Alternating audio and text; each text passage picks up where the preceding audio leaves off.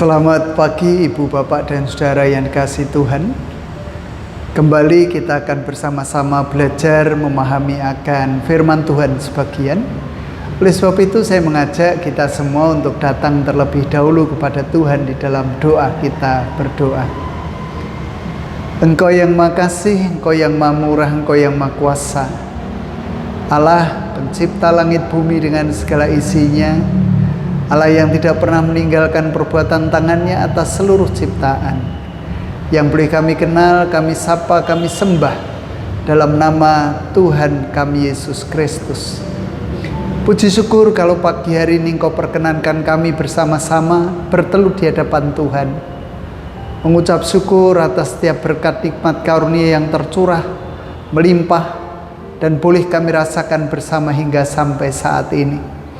Terlebih kehidupan baru yang masih Engkau percayakan bagi kami, untuk kami boleh melewati hari-hari pemberian Tuhan walaupun sangat berat kami rasakan.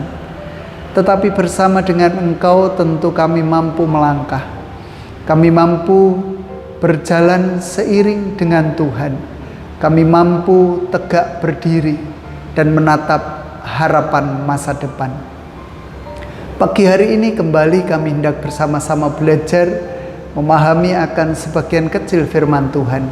Biar Engkau berkata-kata melalui hamba-Mu yang penuh dengan kekurangan, sehingga dengan demikian kami boleh mengerti apa yang Engkau kehendaki untuk boleh kami lakukan. Menyerahkan waktu ini sepenuhnya ke dalam tangan kuasa Tuhan. Hanya di dalam nama Tuhan kami Yesus Kristus kami berdoa. Amin. Ibu, bapak, dan saudara yang dikasihi Tuhan, pagi hari ini kita hendak bersama-sama belajar dari 2 Timotius 4 ayatnya yang ke-5. 2 Timotius 4 ayat yang ke-5. Demikian. Tetapi kuasailah dirimu dalam segala hal, sabarlah menderita, lakukanlah pekerjaan pemberitaan Injil, dan tuaikanlah tugas pelayanan. Saya ulang, tetapi kuasailah dirimu dalam segala hal, sabarlah menderita, lakukanlah pekerjaan pemberitaan Injil, dan tunaikanlah tugas pelayanan. Demikian pembacaan saya, dan yang berbahagia tentu kita semua yang mau mendengar, merenungkan firman Tuhan, menyimpan, bahkan melakukan di dalam kehidupan sehari-hari. Haleluya, amin. Ibu, bapak, saudara yang dikasihi Tuhan, dalam pelajaran di kelas 10 bab 2 SMA tentu saja, tema yang kami bahas adalah melangkah bersama Allah. Dalam salah satu bagiannya, di sana dituliskan cerita nyata, kisah kehidupan seseorang. Ada banyak kisah sebetulnya, tetapi satu yang menarik bagi saya berkaitan dengan pelayanan adalah cerita tentang Samuel Irwan. Samuel Irwan ini sejak umur 14 tahun dia sudah aktif dalam gereja. Bahkan umur 15 tahun dia sudah menjadi pengkhotbah cilik, pengkhotbah kecil. Dia berangan-angan, dia berharap, dia bercita-cita menjadi seorang pendeta. Sehingga ketika dia dewasa, maka masuklah dia ke sekolah teologi, lalu akhirnya lulus dan dia ditempatkan di salah satu daerah di Kalimantan Timur. Tentu apa yang dialami Samuel Irwan ketika sendirian, dia hanya mendapatkan upah 80.000 satu bulan. Nampaknya 80.000 tidak menjadi beban bagi Samuel Irwan. Dia mensyukuri akan setiap nikmat karunia Tuhan itu. Tetapi ketika suatu kali dia mencintai seorang gadis cantik dan dia ingin menikahinya, lalu dia berpikir ulang, apakah dengan 80.000 itu akan cukup untuk kehidupan mereka berdua? Bahkan bagaimana ketika anak-anak mereka lahir? Sehingga ketika si Irwan ini lalu menikah dan dikaruniai seorang putri, maka dia memutuskan untuk keluar dari tugas pelayanan sebagai pendeta. Dia mendapatkan pekerjaan yang bagus, karena bagaimanapun juga si Irwan ini memiliki kemampuan dalam bidang komputer, sehingga dia diterima di salah satu perusahaan yang membuat gajinya cukup untuk ngontrak, untuk membeli perabotan, untuk kehidupan rumah tangga mereka. Tetapi apa yang terjadi, ibu, bapak, dan saudara? Beberapa tahun kemudian si Irwan ini mengalami sakit, mulai dari sakit flu, kepala pusing, lalu akhirnya merambah ke matanya sakit, lalu akhirnya tubuhnya melepuh sangat parah, bahkan dia hampir mati. Di dalam pergumulan kehidupannya yang seperti itulah, lalu Irwan diingatkan kembali akan janji setianya kepada Tuhan. Saat dia pengen menjadi pendeta, pengen melayani Tuhan dimanapun berada, dengan apapun juga yang dia terima. Teringat akan janjinya itu, sehingga lalu dia berjanji ulang, membuat komitmen ulang. Kalau Tuhan masih memberikan kesempatan kepada dirinya untuk hidup sekali lagi, maka dia akan kembali menjadi hamba Tuhan. Dalam tanda kutip tentu saja, menjadi pendeta. Benar saudara, pada saat itu Tuhan memberikan kesembuhan, walaupun kesembuhan memang bukan instan. Berangsur-angsur pulih, lalu pulihlah kondisinya, dan dia kembali melayani Tuhan. Dia menerima upah, dan upahnya itu nampaknya cukup untuk kehidupan keluarga mereka. Tuhan memberikan umur panjang, Tuhan memberikan keluarga yang baik, Tuhan mencukupkan berkat dalam hidupnya. Ibu bapak dan saudara yang kasih Tuhan, kalau kita kembali kepada apa yang ditulis oleh Rasul Paulus tertuju kepada Timotius. Timotius ketika itu diingatkan, tetapi kuasailah dirimu dalam segala hal. Karena Paulus cukup tahu bagaimana Timotius hidup. Timotius umurnya masih cukup muda. Seorang muda dengan emosinya, dengan situasi kondisi kehidupannya, dengan kebutuhannya, dengan angan-angan dan cita-citanya.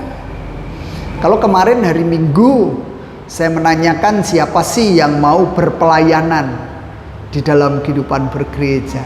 Tidak harus menjadi majelis gereja, tetapi yang lain pun ada.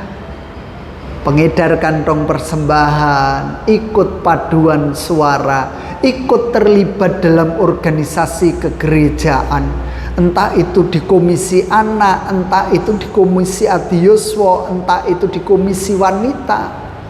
Ada banyak tugas pelayanan di sana. Menjadi singer, menjadi PL, menjadi organis. Ada banyak kan? Tetapi nampaknya ketika saya menanyakan itu, ya mungkin malu ya. Di hadapan banyak orang, ada 400 sekian orang, lalu ngacung, saya Pak, saya sedia, siap untuk menjadi majelis. Saya siap mempersembahkan anak saya untuk menjadi pendeta. Malu pasti. Tetapi nampaknya ketika khotbah dimulai, ketika pertanyaan-pertanyaan itu disampaikan, diam 1000 bahasa, merenung kemungkinan, bersaat teduh untuk mencari kehendak Tuhan. Oke. Karena bagaimanapun juga pekerjaan-pekerjaan atau tugas pelayanan di luar kadangkala lebih menggiurkan ketimbang pelayanan di gereja. Di bidang sekuler misalnya, menjadi guru mungkin lebih enak. Ada gaji ke-13, ada tunjangan kinerja, ada sertifikasi. Lumayan kan? Kalau toh kedapatan bolos, kalau toh kedapatan makan bakso di pinggir jalan, tidak ada orang yang ngaruh biru. Kalau toh ngerasani orang lain hal yang biasa karena memang awam, karena dunia sekuler. Kalau toh terkenal pinjol ya biasa-biasa saja. Kalau toh judul ya oke-oke saja. Tapi bagaimana dengan pelayan Tuhan? Pelayan Tuhan itu hidupnya kayak di akuarium. Orang-orang yang ada di akuarium itu bagaikan ikan koi, yang dilihat gerak-geriknya, diamati tingkah polanya, adakah perubahan? Apakah perut si koi ini termasuk Belendungnya lebih gede. Lalu kita bisa kasak kusuk. Aduh, ini makan uang gereja. Atau ikan koi itu semakin mengecil karena merasa tertekan. Belum lagi menjadi pelayan gereja, kemarin ada majelis yang mengungkapkan juga dipaido. Isinya dipaido tok. Duit defisit ngomel, akeh persembahane ngomel, pelayanan yang lain tidak terjalani diomeli, dan seterusnya.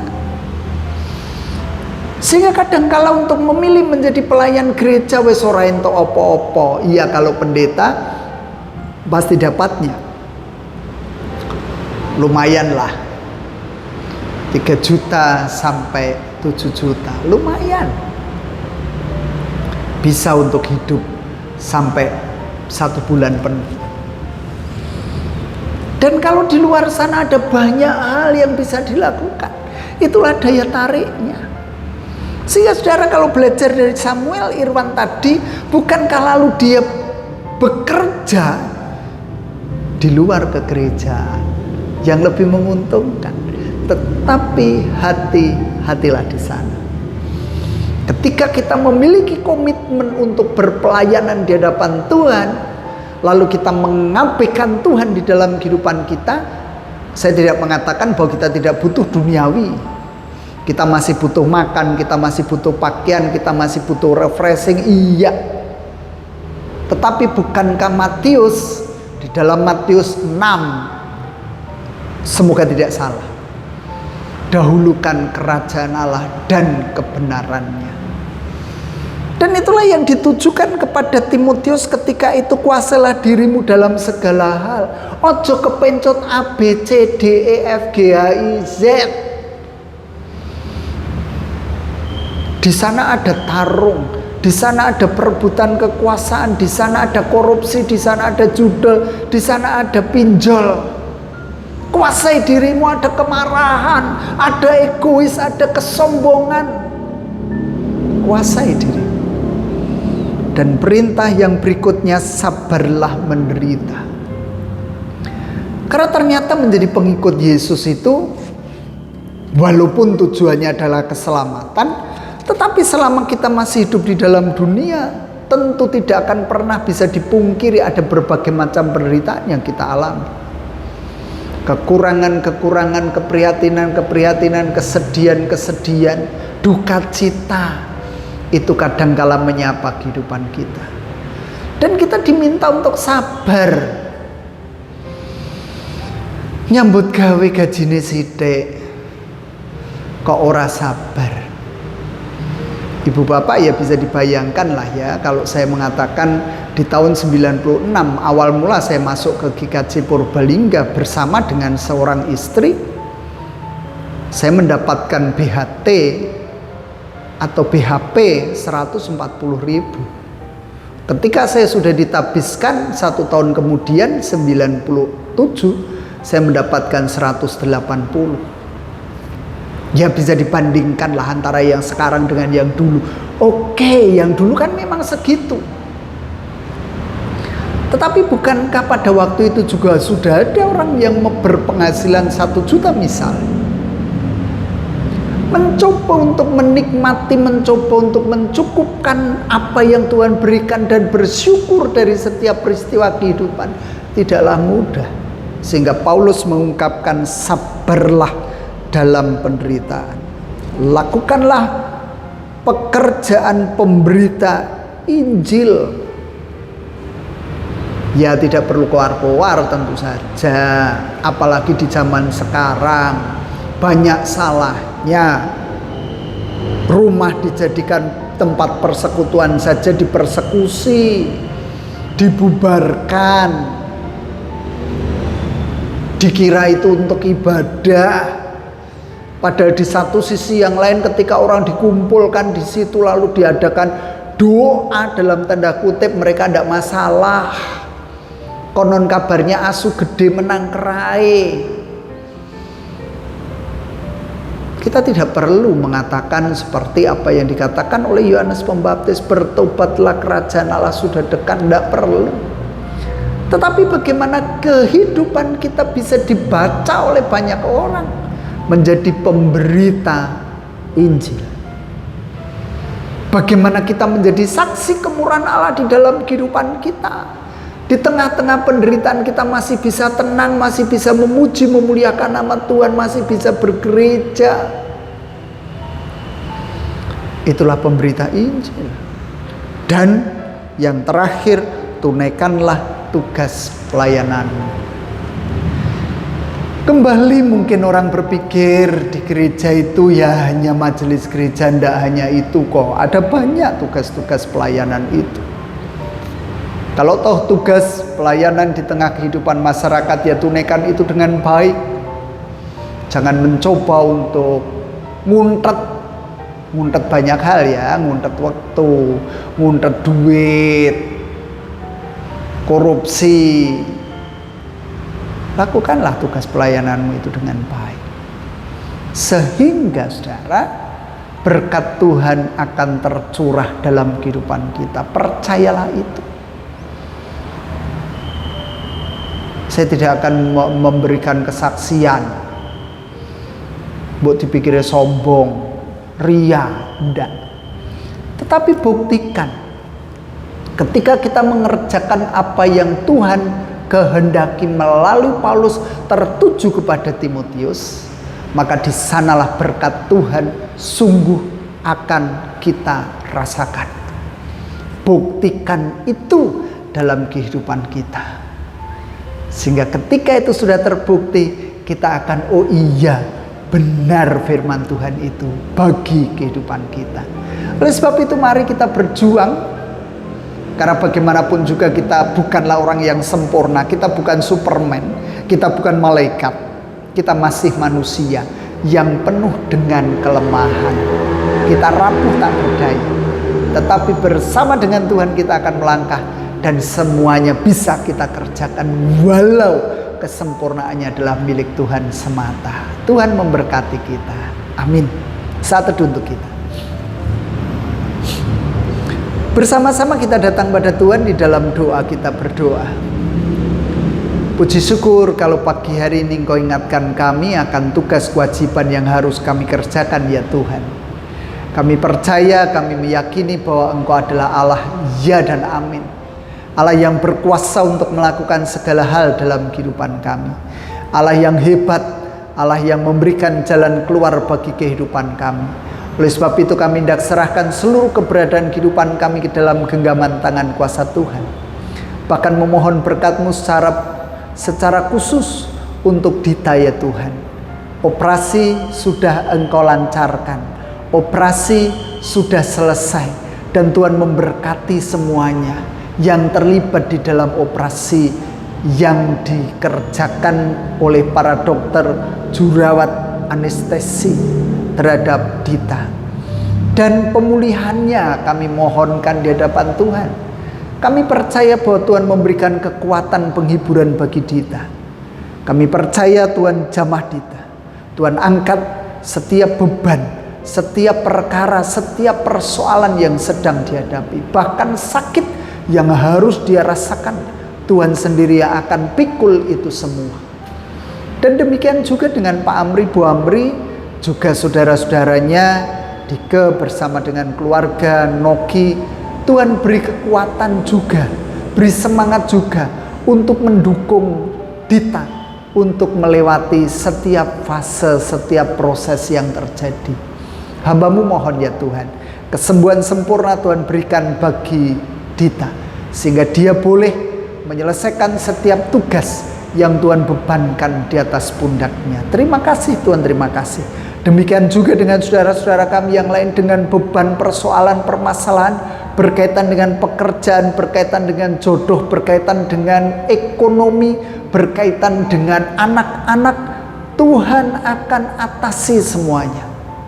Tuhan akan beri jalan keluar yang terbaik bagi kehidupan kami semua. Dan kami percaya bahwa Tuhan juga mendukung proses pemanggilan pendeta di GKJ Purbalingga dengan setiap kebutuhan yang kami perlukan. Bahkan saat ini 2 orang calon pendeta melakukan pembimbingan calon pendeta. Tuhan akan menyertai, Tuhan akan memberkati sehingga semua proses ini boleh berjalan dengan baik sesuai dengan rencana manusia yang Engkau berkati. Terima kasih Tuhan, dan di tengah-tengah perhimpunan kami mohon berkat-Mu secara pribadi. Biarlah Tuhan mendengar apa yang menjadi seruan pribadi kami.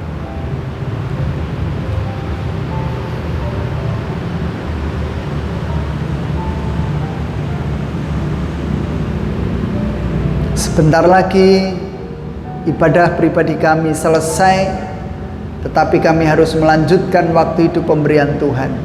Beri kekuatan kepada kami, sertai kehidupan kami selanjutnya. Ampuni setiap dosa, pelanggaran, kesalahan kami ya Allah. Dan inilah sahabat-sahabat kami yang kami naikkan demi nama Putra-Mu yang tunggal, Tuhan kami Yesus Kristus. Amin. Demikian Ibu, Bapak, dan Saudara yang bisa kita lakukan bersama pagi hari ini. Tuhan terus menopang kita, Tuhan memberkati kita, dan Tuhan menyertai setiap langkah juang kita. Semangat, Tuhan berkati.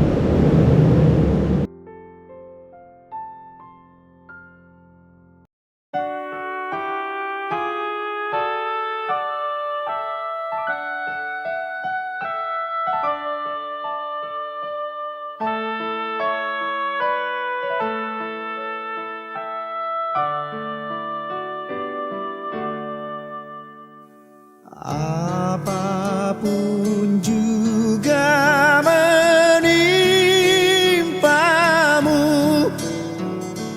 Tuhan menjagamu.